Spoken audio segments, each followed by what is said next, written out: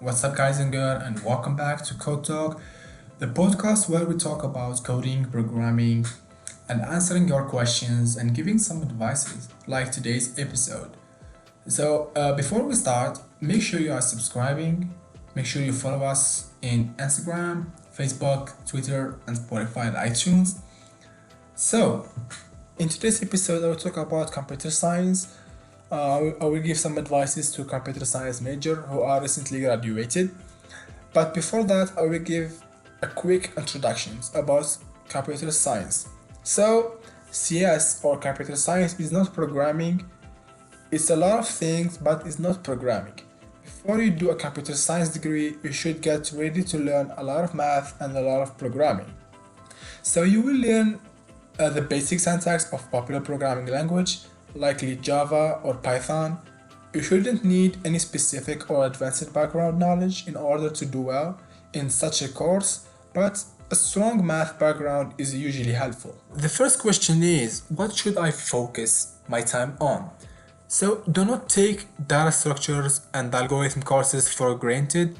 I went through a lot of interviews and that was the one topic that employees seems to care about more than anything else. Interviewing is a number game. You never know exactly what they will ask, so your best bet is to learn what is most likely to be asked. Okay? Will you be asked to print every permutation of ABC or some sorting problem?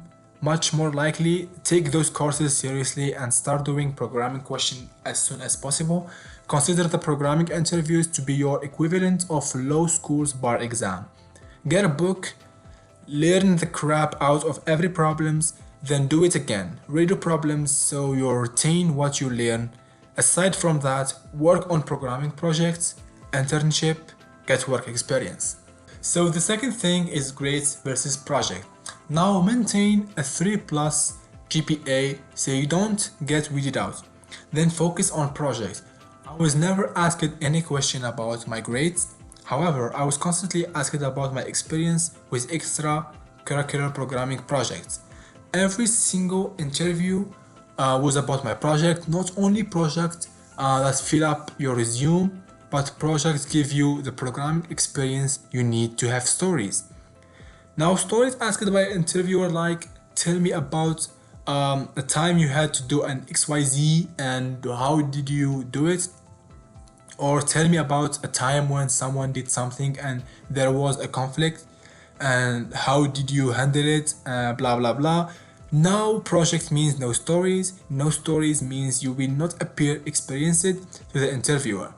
I did not have an internship under my bag, but I had a ton of projects, an active GitHub account, and people who benefited from my project and could vouch for it. These stories are extremely difficult to make up on the spot, but easy once you have a few projects under your belt. The difference between my first round of interview were like 1 year ago and the second round 4 months ago was that now I had story. Like the time I spent for hours on some bug or when I helped solve a problem in some clever way, or what the strength and the weakness of a language I used were. I'm rambling, but you get the idea. So now you ask me this question: where can I find those projects? Aside from personal projects, take a look at electrical, mechanical, computer engineering departments, and a lot of them have group projects, sometimes funded by company and managed by faculty. At my school, there were a handful of them to choose from, ranging from robotics, race cars, brainwave scans, to shoebox-sized cube satellites. Don't forget to join the computer science clubs. There is a major shortage of programming willing to work for free. The projects are there, you just have to ask around. So now to the most important question. How many interviews did you fail until you get a job? Let me say this, I was picky. I could have accepted the job early, but I did not. I had the Google interview and Google motivated me to study my ass off for 3 months. I failed it. I failed Amazon Epic and tons of others. I accidentally said shit at my Epic interview. I took things personally. I got mad at the constant coding homework problems. I gave up on great job offers due to the location, hoping I did not make a mistake for months. Speaking of mistakes, I basically made every mistake in the book, but in the end, I found a company I liked it, and by then I had enough experience feeling that I did not care. After a while, you realize that there is always another company, another interview. At that interview, I cracked a few jokes, forgot to do my hair, nailed every programming problem, got offered 2 days later, just like soccer, reading, or playing piano. Interviewing is a skill. You learn from your mistakes. You learn what to say and what to not to say. Eventually, you will realize that those guys interviewing you have not been studying interviewing questions for the last 4 months.